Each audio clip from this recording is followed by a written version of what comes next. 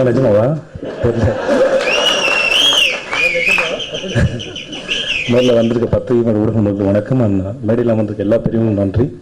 உங்களோட டைம் ஒதுக்கி வந்ததுக்கு மிகப்பெரிய நான் எதிர்பார்க்கவே இல்லை இவ்வளோ பெரிய ஈவெண்ட்டாக போகும்னு சொல்லிட்டு. அண்ட் எனக்கு இவ்வளோ பில்டப் சத்தியமாக தாங்கணும்னு தெரியல.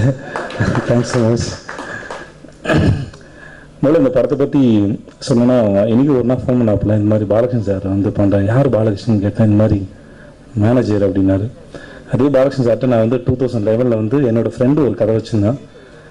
விஷ்ணுவோட டேட்டுக்காக நான் போய் பேசியிருக்கேன். அவர் ஏன்டா படம் பண்ணுறாரு அப்படின்ற மாதிரி தான் இருந்தது. அப்புறம் அப்படியே கொஞ்ச நாள் ஃப்ரீயாக விட்டேன். அப்புறம் ஒரு நாள் தாசனை சொல்லி நம்ம யோகபாதி சார் சொன்ன மாதிரி கூப்பிட்டாங்க. அடித்தேன். சரி, ஏன்னா ஃபஸ்ட் டைம் வந்து ஒரு மியூசிக் டைரக்டரும் லிரிக் டைரக்டரும் ஃபோன் பண்ணி கதை கேட்டு பாருங்கள் நல்லாயிருக்குன்னு சொல்லும்போது கொஞ்சம் சர்ப்ரைசிங்காக இருந்துச்சு. சரி இப்போ கேட்போம் அப்படின்னு சொல்லி தான் போனேன்.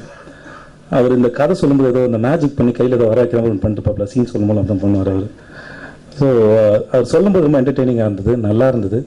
அண்ட் என்னோடய கேரக்டர் ரொம்ப பிடிச்சிருந்தது. அண்ட் மொத்தமாக ஓவராலாக இந்த படமாகவே ரொம்ப நல்லா இருந்தது. அண்ட் மோனா பழனிசாமி சார்ட்ட பேசிட்டு கேட்டேன், என்ன சார் இது எதுக்கு சார் இதுக்கு ரம்மின்னு பேர் வச்சிங்க, சத்தம் நல்லா இருக்குங்க பேர் வச்சிங்களா, ஏதாவது கனெக்ட் பண்ணுறீங்களான்னு கேட்டேன்.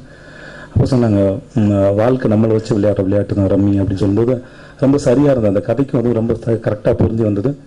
ஏன்னா இந்த கதையை பொறுத்த வரைக்குமே கதாபாத்திரங்களை விட அந்த கதையினோட சம்பவங்கள் தான் அந்த கதாபாத்திரம் நகர்த்தி கொண்டு போயிட்டே இருக்கும். அதான் இந்த கதையோட மிகப்பெரிய அழகு. அது எனக்கு கண்டிப்பாக படம் பார்க்கும்போது உங்கள் எல்லாருக்கும் கண்டிப்பாக பிடிக்கும் நம்புகிறேன்.